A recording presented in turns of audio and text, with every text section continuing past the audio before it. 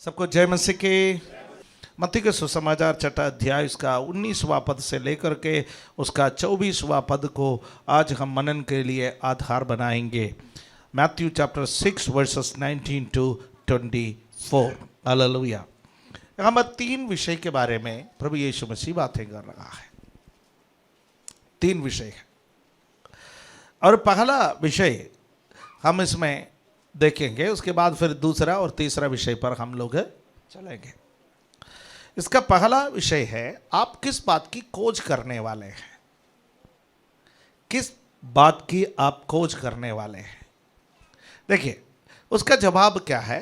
हमें यहाँ पर लिखा है 6:19 में, अपने लिए पृथ्वी पर धन इकट्ठा ना करो जहाँ कीड़ा और काई बिगाड़ते हैं और जहाँ चोर सेंध लगाते और चुराते हैं, परंतु अपने लिए स्वर्ग में धन इकट्ठा करो जहाँ ना तो कीड़ा और ना काई बिगाड़ते हैं और जहाँ चोर ना सेंध लगाते और ना चुराते हैं, क्योंकि जहाँ तेरा धन है वहाँ तेरा मन भी लगा रहेगा। राइट? जहाँ तेरा धन है वहाँ तेरा मन भी लगा रहेगा। हालेलुया, आमेन। मान लीजिए मेरे पास 10 किलो सोना है और मैं उसको घर पर रख कर के आया और मेरे घर का जो ताला है इतना मजबूत है ही नहीं, दरवाजा भी इतना मजबूत नहीं है, फिलहाल घर पर भी कोई नहीं है। प्रचार करने में क्या मेरा मन लगेगा?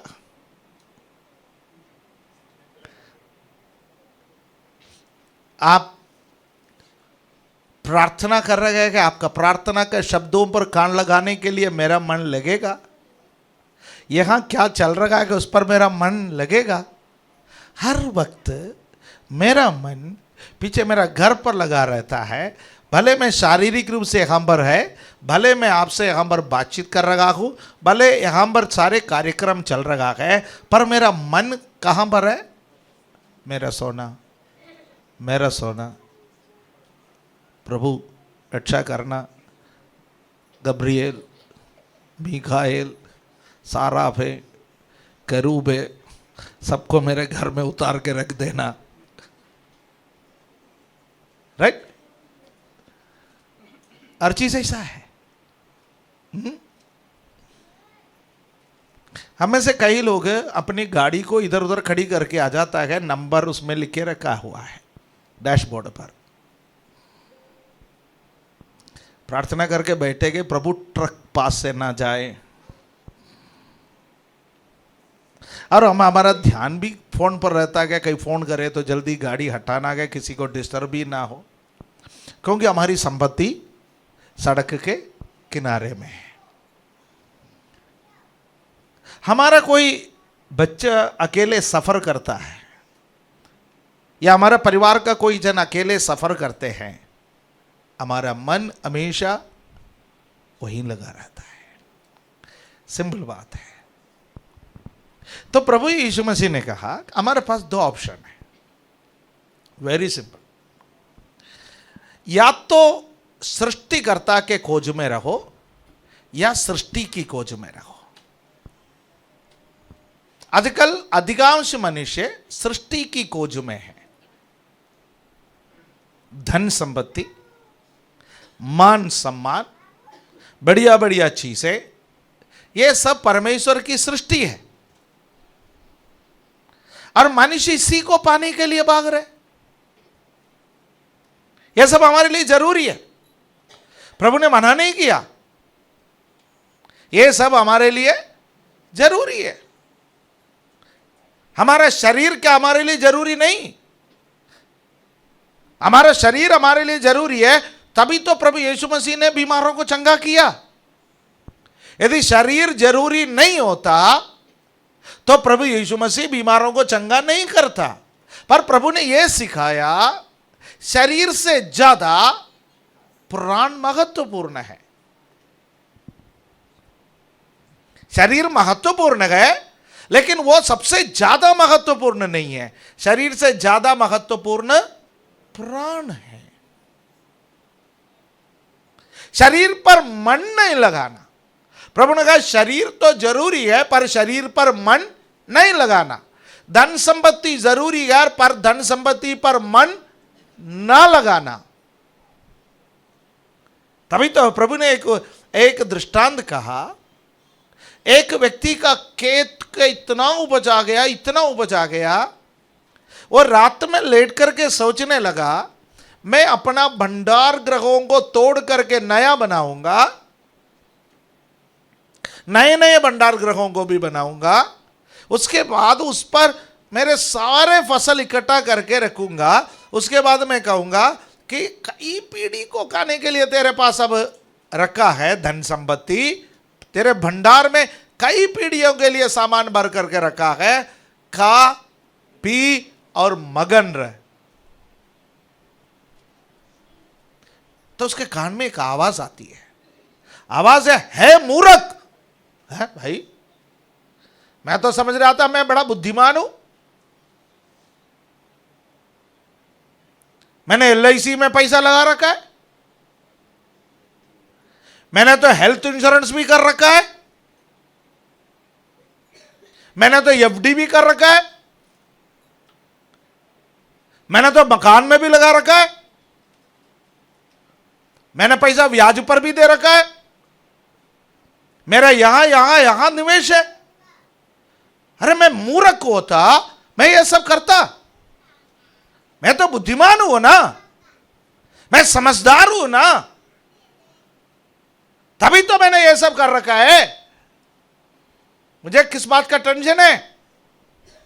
मैं बीमार हो जाएगा, मैक्स में जाऊंगा, वहीं लेट जाऊंगा, पैसा तो इंश्योरेंस वाले देगा, मेरे को तकलीफ थोड़ी है। और मुझे जरूरत पड़ेगा तो मेरा बैंक में भी जमा है, उससे भी मैं निकालूंगा, FD भी तुड़वा दूंगा, कोई दिक्कत नहीं है, मुझे कर्जा लेने का जरूरत नहीं पड़ेगा, मैं बुद्धिमान हूं। यही मनुष्य सोचता है। एक साधारण व्यक्ति का बुद्धि वहीं पर काम करता है। लेकिन प्रभु कहता है मूर्ख, आज मैं तेरा प्राण तुझसे लिया जाए, ये सब किसका होगा? क्या गारंटी है तुम्हारा बच्चे खा पाएंगे? क्या गारंटी है ये सब तुम्हारा परिवार के साथ रहेगा? ये धन जो ना बड़ा बेईमान है। आज मेरे पास है तो कल किसी और के पास। कितना भी संभाल के रखो, यह निकलते रहता है। यह किसी के साथ वफादारी नहीं निभाता। धन किसी के साथ वफादारी नहीं निभाता। खर्च तो करना ही पड़ता है। कितने नोटों को संभाल के रख पा रहे?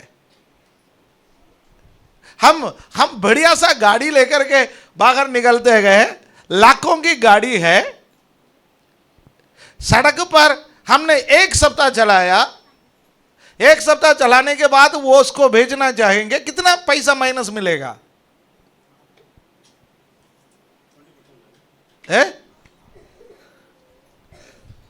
लोग सोचेगा 1 सप्ताह हो गया तो वो भी सेकंड हैंड हो गया।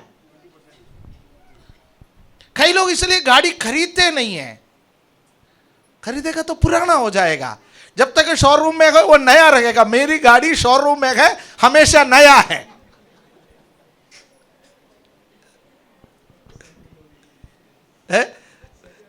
सेकंड होगी नहीं, हमेशा नया रहेगा। सुनिए, इस संसार में धन हो, संपत्ति हो, बाकी सभी चीजें हो, आज जो मान सम्मान हमें मिल रहा है, कल वो मान सम्मान हमें मिलेगा, कोई गारंटी है? वो भी नहीं है।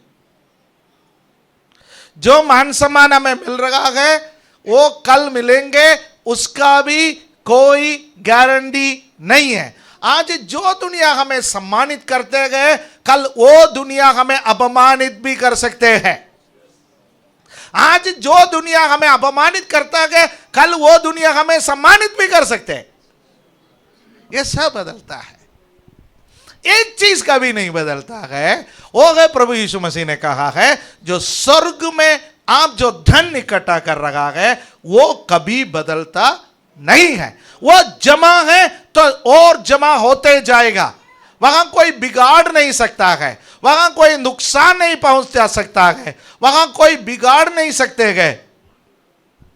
ऐसा स्थिति है। यहां पर क्या क्या बिगाड़ता है देख लीजिएगा। प्रभु ने क्या कहा 19 में, अपने लिए पृथ्वी पर धन इकट्ठा मत करो जहां कीड़ा काई और चोर, कीड़ा काई और चोर, राइट। कुछ इसे जंग लग के खराब हो जाता है, कुछ चीजों पर कीड़े लग जाते हैं, और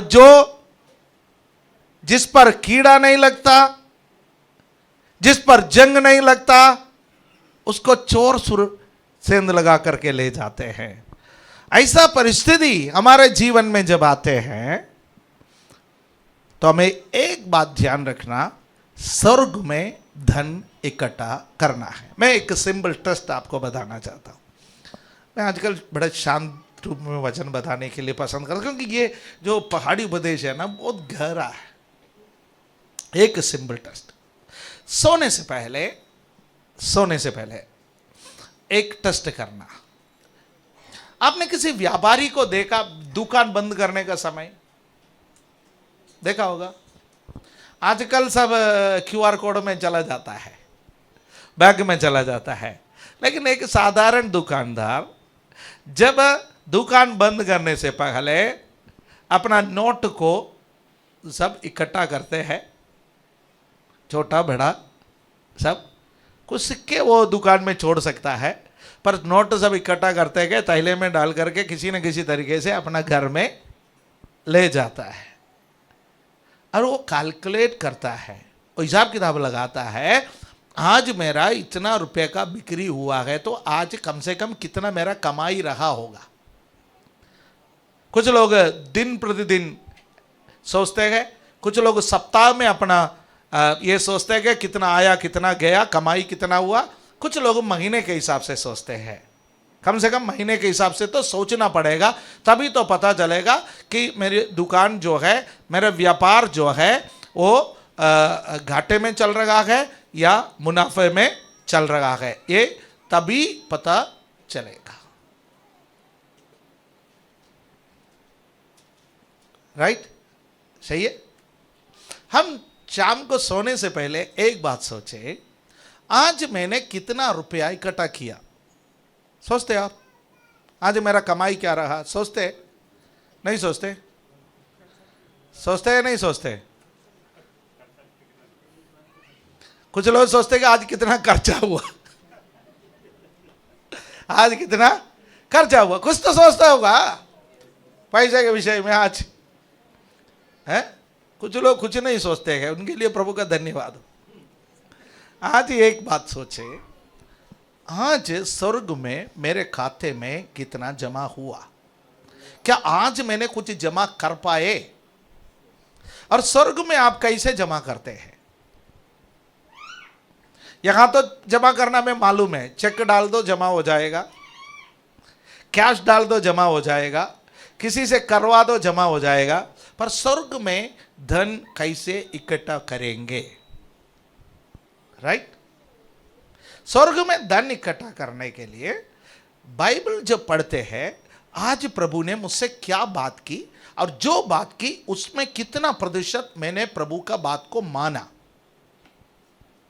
बाइबल पढ़ने से काम स्वर्ग में धन इकट्ठा नहीं होता। कुछ लोग सोचते हैं कि चार्ट के मुताबिक बाइबल पढ़ने से स्वर्ग में धन इकट्ठा होता है। गलतफहमी में आप बाइबल पढ़ना चाहे, पर उस बाइबल पढ़ने से आपने कितना मनन की, और मनन करने के समय प्रभु ने आपसे क्या बात की। और इंपॉर्टेंट है। उसके बाद नंबर 2, जितना प्रभु ने बात की उसमें से कितना आपने मान ली।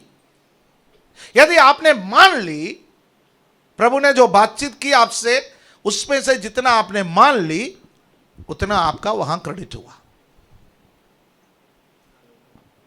मैं सुबह उठने के बाद रात में सोने के समय तक कितना मध्यस्थ प्रार्थना की, कितना प्रार्थना की वो वैल्यू नहीं है। कितना मध्यस्थ प्रार्थना की। मध्यस्थ प्रार्थना क्या होता है? दूसरों के लिए। कितना मैंने देश के लिए प्रार्थना की, कितना मैंने दूसरों के लिए प्रार्थना की। जो मुझसे,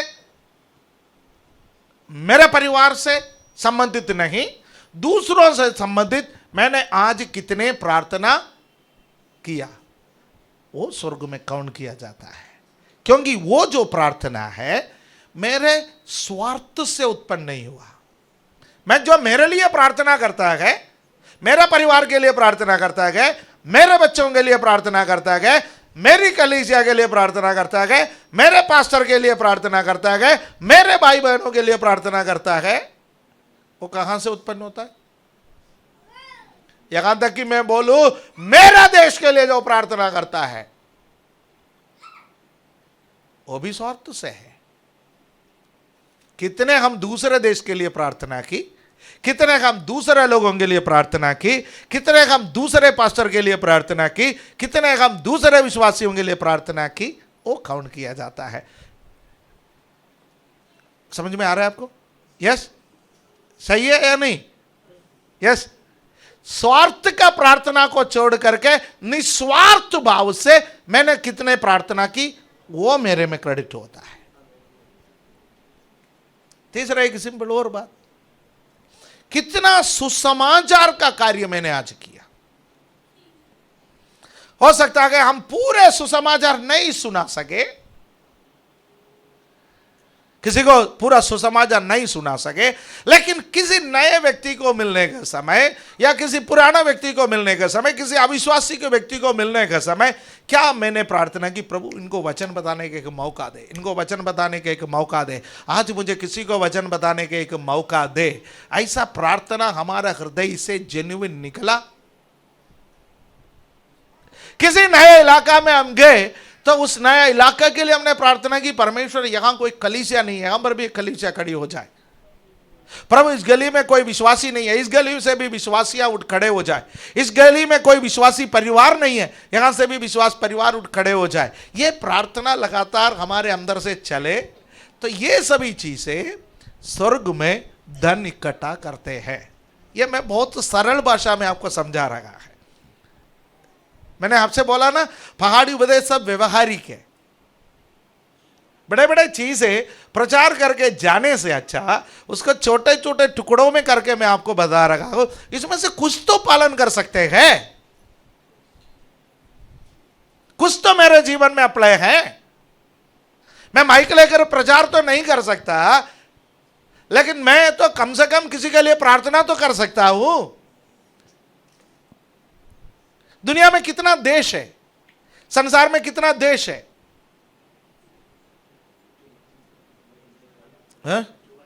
195 यूएन का। ओके, नहीं उससे ज्यादा है सर।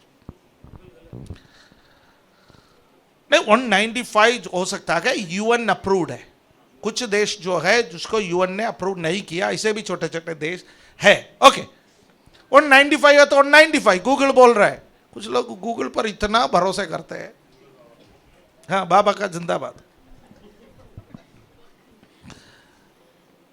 195 ठीक है।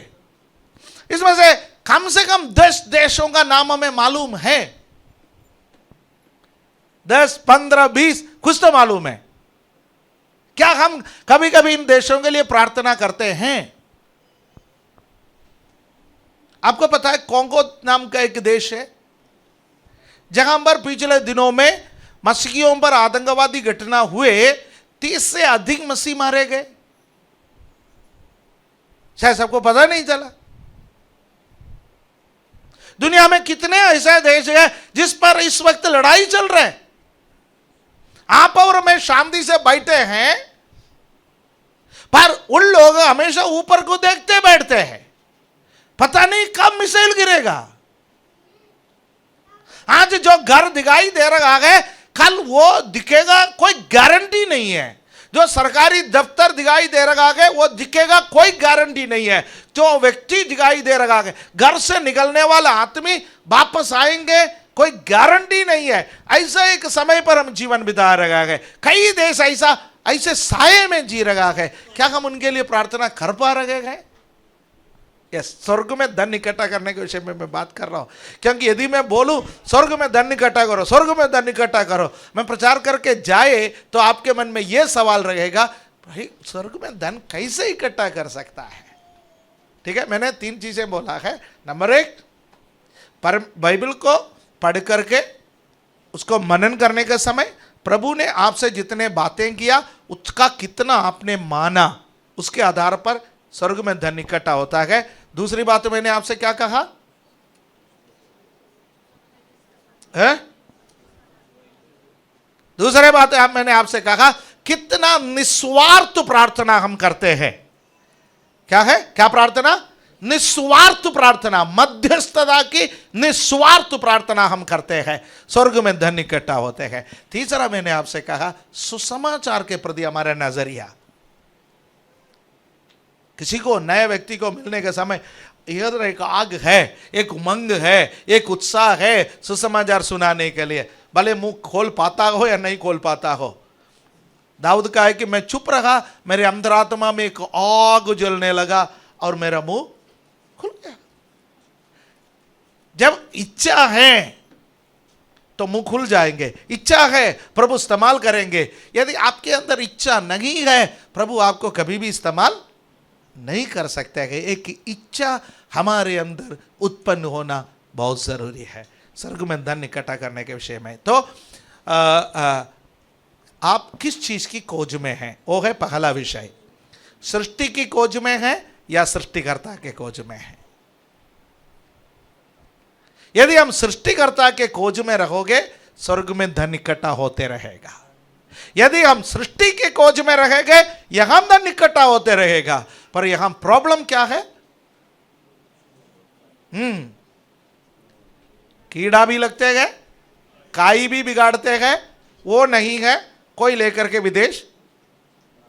बाकी आप समझदार हैं। ओके, अब 22 से लेकर के 22 और 23 में एक विषय है, आप क्या देखते हैं? आप क्या देखते हैं? ठीक है, 22 और 23 में विषय है आप क्या देखते हैं। पहला विषय क्या था? आप क्या खोजते हैं। दूसरा विषय क्या है? आप क्या देखते हैं। अब इससे जरा पढ़ेंगे। शरीर का दिया अंग है, इसलिए तेरी आंख अच्छी हो तो तेरा सारा शरीर भी उजियाला होगा, परंतु यदि तेरी आंख बुरी हो तो तेरा सारा शरीर भी अंधेरा होगा। इस कारण वो उजियाला जो तुझ में है, यदि अंधकार हो तो अंधकार कैसा बड़ा होगा। राइट? ये हमारे इस अंग के बारे में बात नहीं कर रहा है। ठीक है, ये जो हमारे शारीरिक अंग के बारे में प्रभु यीशु मसीह बात नहीं कर रहा है। ये कह रहा है अंतर्दृष्टि। एफएसी 1:18 में पौलुस कहता है कि आपकी अंतर्दृष्टि प्रकाशमान हो। हमारा हृदय की अंग है जिसको हम कह सकते हैं नजरिया। मेरा नजरिया क्या है? मेरा दृष्टिकोण क्या है? एक छोटा सा उदाहरण बताओ। एक छोटा सा उदाहरण बताता है, यदि मैं झूठ बोलने वाला है तो मुझे दूसरों पर भरोसा करना मुश्किल है। मैं अक्सर झूठ बोलने वाला है। मैं मेरी बीवी से झूठ बोलता हूं तो मेरा मन में कहेगा, मेरी बीवी भी जो बोलेगी ये तो झूठ होगा, ये तो सच नहीं बोल रही है। कारण क्या है? मैं झूठ बोलने वाला हूं। मेरा नजरिया क्या है? अरे सब झूठ बोलता है, सब झूठ बोलता है, सब पापी है, सब खराब है, सब तो गलती करता है। हमारा नजरिया क्या है, हमारा अंतर्दृष्टि क्या है, वो हमारा जीवन में असर करेगा। हमारा नजरिया हमारे जीवन में असर करेगा। इसलिए प्रभु कहता है शुद्ध साफ नजरिया रखोगे तो जीवन शुद्ध और साफ रहेगा। यदि नजरिया गलत है, दृष्टिकोण गलत है, पर्सपेक्टिव कहते हैं उसको, वो यदि गलत है तो पूरा जीवन ही खराब रहेगा।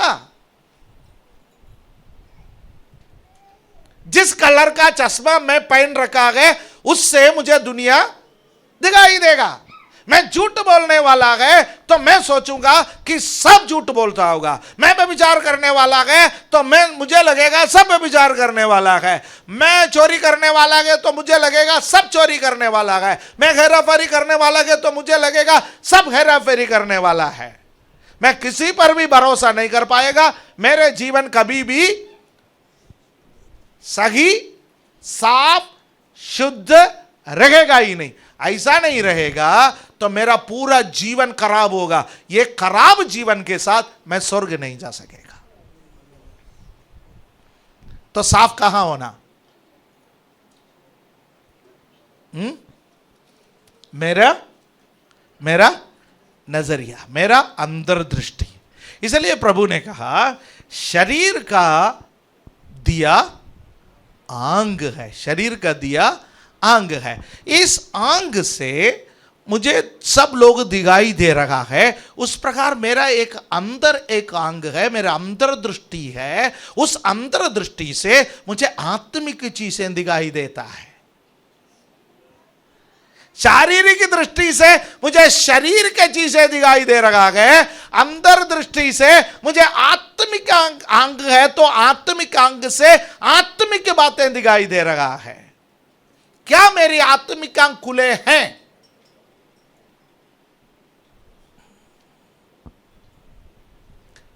पौलुस दूसरे एक पत्री में कहता है जीवित परमेश्वर को ना देखने के लिए, मसीह का प्रकाशन से आपको वंचित रखने के लिए शैतान आपकी आंखों में पट्टी बांध रखा है। और मेरा सवाल है कौन सी आंख पर पट्टी बांध रखा है? ये शरीर की आंख पर पट्टी बांध रखा है या मन की आंख पर पट्टी बांध रखा है? मन के आंख पर पट्टी बांध रखा है। हम में से बहुत सारे लोगों का मन के आंख पर पट्टी बांध रखा है। दूसरा एक चीज और मैं इसके साथ जोड़ करके कहना चाहता हूं। शैतान दो प्रकार से कार्य करता है। एक होता है वो हमारे अंतर्दृष्टि को अंधा कर देता है।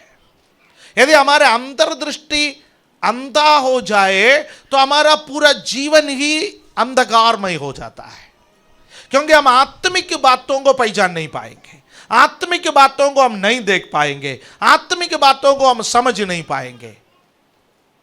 यदि हम आत्मिक बातों को नहीं समझ पाएंगे तो हमारा शरीर, हमारा जीवन खराब। हम सब कलीसिया के सदस्य है नहीं? मानते अपने आप को? हम में से कितने लोग आत्मिक बातों को समझ पाते हैं? कोई हमसे झगड़ा कर रहा है, उसके पीछे के अंधकार के ताकतों को हमें से कितने लोग देख पा रहे हैं? तभी तो पौलुस कहता है हमारा ये मल्ल युद्ध मांस और लहू से नहीं है। मेरा विरोध में बोलने वाला मेरा दुश्मन नहीं है। उसके पीछे एक अंधकार का शक्ति है। वह व्यक्ति अंधकार के शक्ति के अधीनता में है।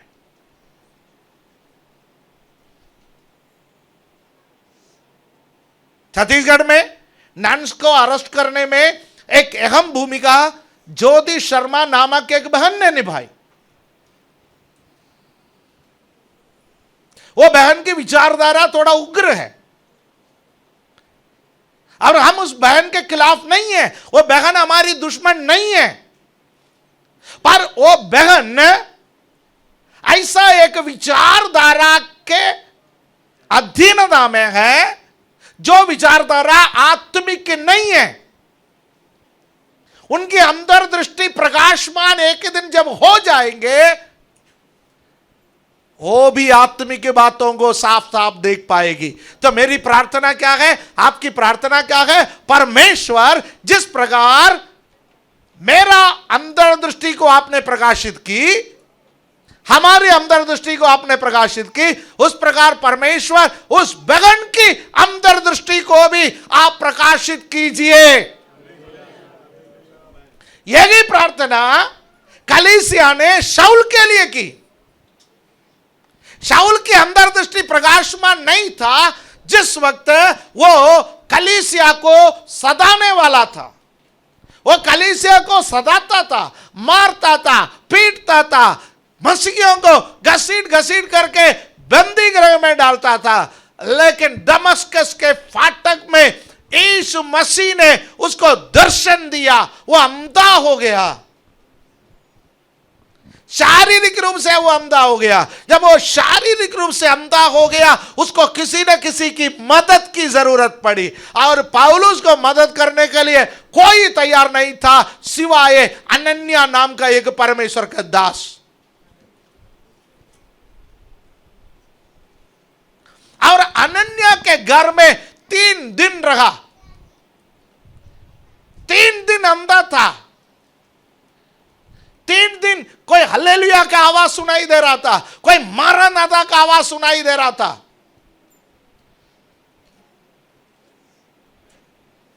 और 3 दिन खाली आवाज ही सुनाई दे रहा था। पर जब उसको पानी चाहिए था, किसी ने उसको पानी दिया। जब उसको खाना चाहिए था, किसी ने उसको खाना दिया। जब उसको बाथरूम जाने के लिए था, किसी ने उसका हाथ पकड़ के बाथरूम लेकर के गया होगा। उसकी पूरी सेवा 3 दिन वहां पर हुआ, और तीसरा दिन जब अनन्या ने उसके लिए प्रार्थना की, उसके आंखों से चिल्का सा गिर गया, उसका अंदर दृष्टि प्रकाशमान होने लगा। और वो जब देखा, मैं इस वक्त एक मसीह घर में हूं, पिछले 3 दिन ये लोग मुझे मार सकते थे, पिछले 3 दिन ये लोग मेरे साथ बुरा व्यवहार कर सकता था, पर इन्होंने नहीं की। क्यों नहीं की? यीशु मसीह का प्रेम। जब उसका अंदर दृष्टि प्रकाशमान हो गया, उसने यीशु मसीह का प्रेम को देखा, वो शाऊल को हमेशा के लिए बदल दिया। पौलुस नाम से उसने पूरे दुनिया को हिला करके रख दिया। और मेरी प्रार्थना है, ये बहन ज्योति शर्मा का आंखों से छिलका गिर जाए, उसके अंदर दृष्टि प्रकाशमान हो जाए। उनके समान जितने भी लोग हैं ये भारतवर्ष में मसीहत के खिलाफ खड़े हैं, उन सबका अंदर दृष्टि प्रकाशमान हो जाए, और वह प्रभु का प्रेम को देखें, और ये भारतवर्ष को खिला के रखने वाला बने। जो काम आप नहीं कर पाए, मैं नहीं कर पाए, उनके जरिए से परमेश्वर करें। हालेलुया। अंतर दृष्टि प्रकाशमान होना बहुत जरूरी है। शैतान दूसरे काम करता है, दूसरे काम करता है। हिंदी में कहावत है, मुझे हिंदी का कहावतें पसंद, मुझे कहावतें वैसा ही पसंद है। हिंदी के कहावतें हैं, जो दिखता है वो बिकता है, जो दिखता है वो बिकता है। शैतान क्या करता है, इस संसार को इतना चमका करके लोगों के सामने पेश करता है, एक अलग प्रकार का चमक दमक। हमारे जवानों को इस चमक दमक से बचाने के लिए माता पिता कितने परेशानी उठा रहे। बेड़े बह जाता है, छोटों का क्या बात है, इस चमक दमक में बेड़े बह जाता है। हमारे बच्चे वो चीजें मांगता है जो विज्ञापनों में दिखाई देता है। विज्ञापन ऐसा ऐसा ऐसा विज्ञापन आता है, एडवर्टाइजमेंट आता है, जो हमारे बच्चों को उसी के लिए प्रेरित करता है, बड़ों को उसी के लिए प्रेरित करता है, वो प्रोडक्ट खरीदने के लिए, उस राग पर जाने के लिए। विज्ञापन का जमाने में हम जीवन बिता रहा है।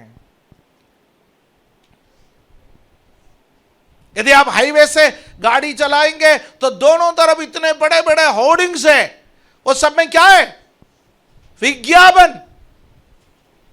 आप मोबाइल खोलोगे, समाचार सुनना चाहोगे, उसमें क्या है?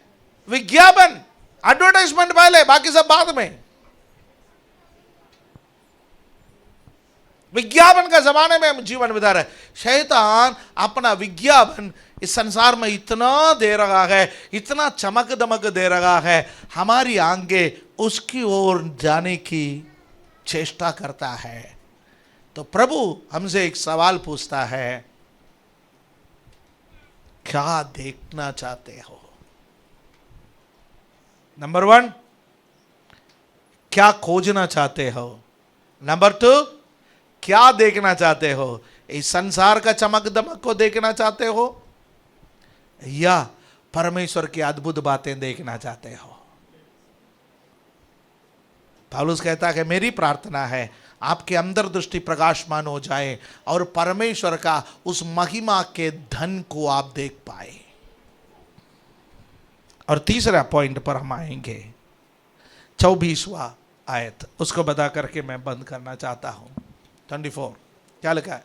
कोई मनुष्य 2 स्वामियों की सेवा नहीं कर सकता, क्योंकि वो एक से वैर और दूसरे से प्रेम रखेगा, या एक से निष्ठावान रहेगा और दूसरे का तिरस्कार करेगा। तुम परमेश्वर और धन दोनों की सेवा नहीं कर सकते। तुम परमेश्वर और धन दोनों की सेवा नहीं कर सकते। हम किसकी सेवा करना चाहते हैं? परमेश्वर की सेवा करना चाहता है या धन की सेवा करना चाहता है? आजकल नए जमाने के सेवकों में आजकल सेवकाई के लिए लोग नहीं आते हैं, बहुत कम लोग आता है। सेवा करने के लिए बहुत कम लोग आता है। बाइबल स्कूल में, बाइबल कॉलेज में पढ़ने के लिए बहुत कम लोग आता है, और यदि पढ़ता है तो पढ़ने के बाद तो वो पकड़ में नहीं आता। उसका कारण है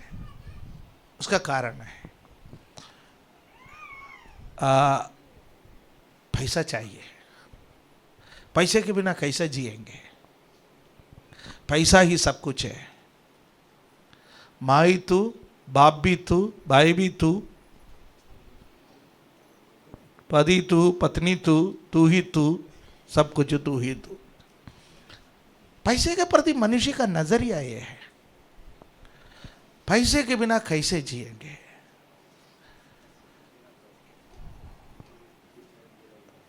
पैसे को हम लोगों ने इतना अहमियत दी, पैसा हमारा स्वामी बन गया।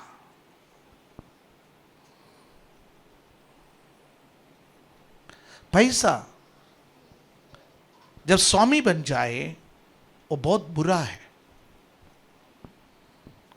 लेकिन पैसा जब सेवक बन जाए वो बहुत अच्छा है। पैसा स्वामी बन जाए तो जिंदगी बहुत बुरा बनेगा। यदि पैसा सेवक बन जाए जिंदगी अच्छा बनेगा। यदि आप पैसे के पीछे चलोगे, पैसा आपको खराब करोगे।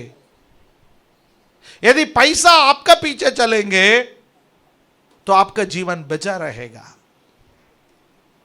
राजा दाऊद कहता है कि निश्चय भलाई और करुणा जीवन भर मेरे गलत है,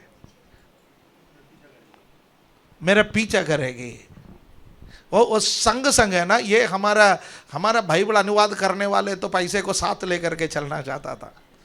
हिंदी में थोड़ा सा प्रॉब्लम है, जगह पर बच्चे लिखा गए, वहां लड़का पुत्र मोह से भर गए। लड़के यहोवा की ओर से प्रतिफल है, बच्चे होना चाहिए। नहीं, कुछ चीजें कल्चरली भी ऐसा हो गया। ये संग चलना कल्चरल डिफरेंस है। सही में क्या है? Surely goodness and mercy will follow me. Surely goodness and mercy will follow me.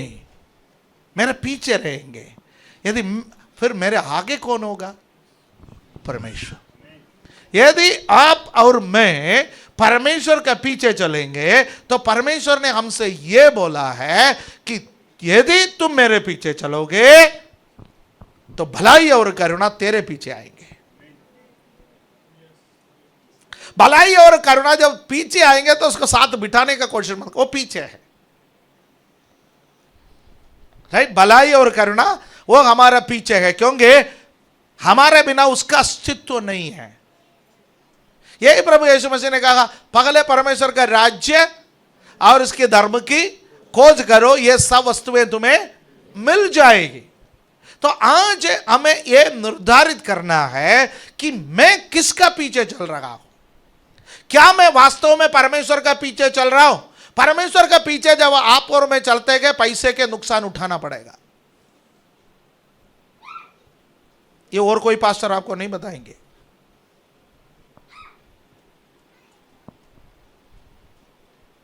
कुछ नुकसान उठाना पड़ेगा।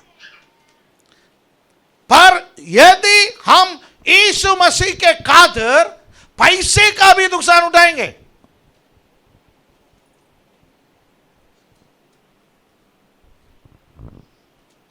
पैसे का नुकसान क्यों उठा रहे? यीशु मसीह के खातिर उठाना सीखिए। एक पास्टर का प्रचार ने मेरे जीवन में बहुत फर्क डाला। वो कहीं गया है तो टैक्सी वाले ने उनसे जरूरत से ज्यादा पैसा लिया। तो जब वो उस घर पर गए, उनके साथी पासवान ने उनको कहा, वो पास्टर आप मुझे फोन कर लिया होता, वो तो 2 गुना से ज्यादा पैसा लिया। उसने आपको चीट किया है, धोखा दिया।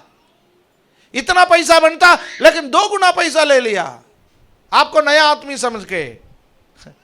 वो मुस्कुरा करके कहा, कोई बात नहीं ना, मुझे इसमें टेंशन लेने की क्या बात है। यदि मैंने किसी को चीट किया, यदि मैंने किसी को धोखा दिया, तब मुझे टेंशन लेने की जरूरत है। यदि किसी ने मुझे धोखा दिया तो मुझे टेंशन लेने की जरूरत नहीं है।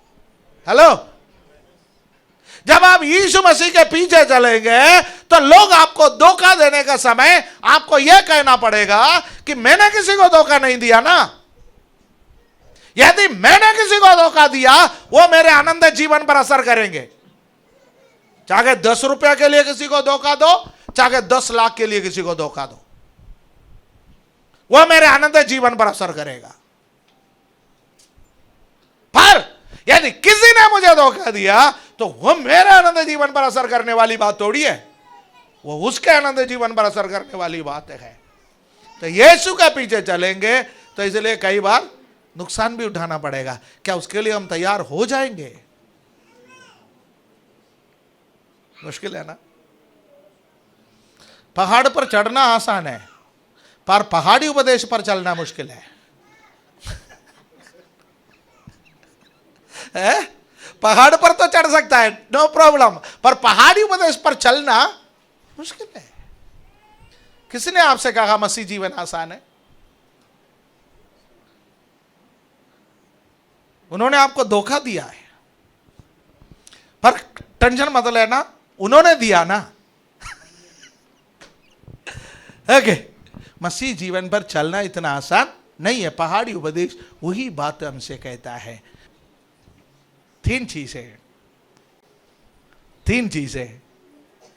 क्या खोजना चाहते हो, क्या देखना चाहते हो, पर तीसरा किसकी सेवा करना चाहते हो। क्या देखना चाहते हो, क्या खोजना चाहते हो, क्या देखना चाहते हो, किसकी सेवा करना चाहते हो। यदि आप इसको डिटेल जानकारी आपको चाहिए, घर जाकर के बिल्कुल मन को खाली करने के बाद आज सोने से पहले एक और बार इसको पढ़ करके परमेश्वर से एक बार बात करें, प्रभु आप और मुझे सिखा। प्रभु आपको और स्पष्टता से इसको सिखाएंगे।